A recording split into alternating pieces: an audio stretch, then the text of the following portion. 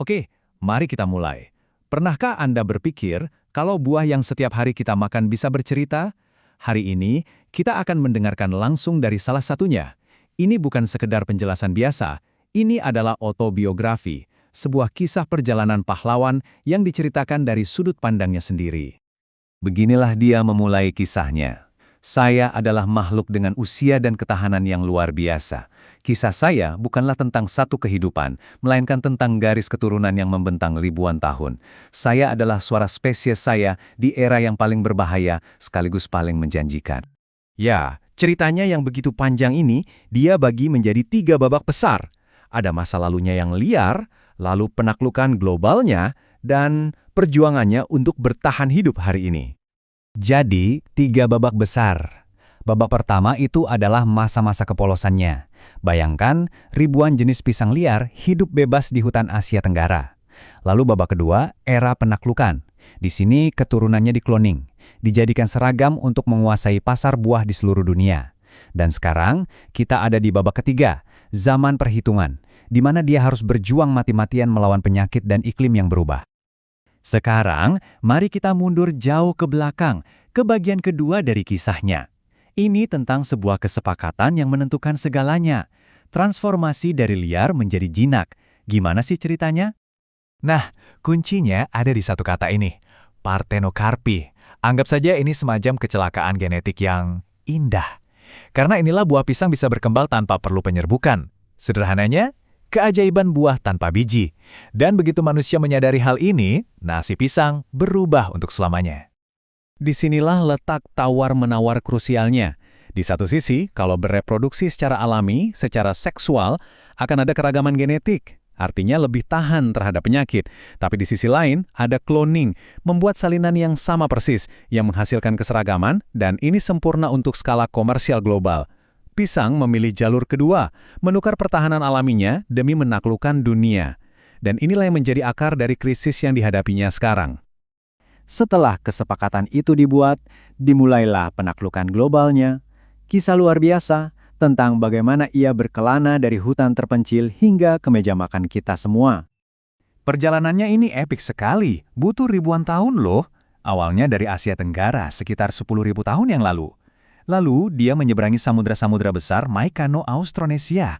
Sampai akhirnya, dia ditemukan oleh pasukan Alexander Agung di India, diberi nama Banan oleh pedagang Arab, dan akhirnya menyeberangi Atlantik bersama pelaut Portugis. Di sanalah kerajaannya yang mendunia benar-benar dimulai. Dan sampailah kita di era yang disebutnya sebagai Sangkar Emas. Ya, ini adalah puncak kekuasaannya, puncak kerajaan ekonominya, tapi dengan harga yang sangat mahal dan tersembunyi. Coba lihat deh data ini. Ada ironi besar di dalamnya. Negara seperti India dan Tiongkok itu produsen terbesar, tapi kebanyakan untuk konsumsi mereka sendiri. Kekuatan ekspor yang sesungguhnya itu ada di Ekuador dan Filipina. Ekonomi mereka jadi sangat bergantung pada pisang. Sementara itu, importer terbesarnya adalah Amerika Serikat. Nah, dinamika inilah yang menciptakan sebuah ketergantungan yang jujur saja berbahaya. Ketergantungan ini bahkan sampai melahirkan sebuah istilah yang cukup menyakitkan, Republik Pisang. Istilah ini dibuat oleh penulis O. Henry lebih dari 100 tahun yang lalu untuk menggambarkan negara-negara yang politiknya tidak stabil karena ekonominya hanya bergantung pada ekspor satu produk. Dan produk itu, ya pisang. Ini warisan kelam yang melekat pada namanya. Dan harga dari kerajaan monokultur ini benar-benar sangat mahal. Untuk lingkungan, ada pengundulan hutan besar-besaran, polusi pestisida. Untuk sosial, upah buruh yang rendah dan kondisi kerja yang berat. Untuk kesehatan, para pekerja terpapar bahan kimia beracun. Dan secara politik, serikat pekerja ditindas. Semua ini adalah akibat langsung dari sistem yang diciptakan untuk memproduksi pisang secara massal dan murah. Dan sekarang kita sampai di klimaks ceritanya. Datangnya wabah penyakit.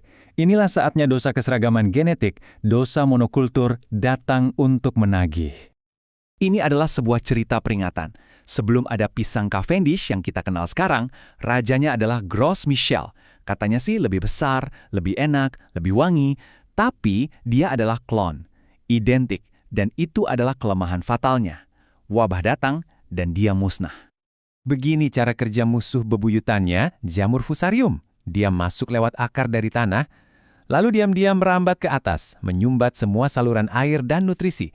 Akhirnya, tanaman pisang ini kelaparan, tercekik dari dalam, daunnya layu dan mati. Menakutkan dan tidak bisa dihentikan. Dulu, penyakit Panama ras 1 menghabisi Gros Michel, tapi untungnya Cavendish kebal. Makanya kita semua beralih ke Cavendish. Masalahnya, sekarang muncul wabah baru, namanya penyakit Panama TR4. Dan ini jauh lebih berbahaya.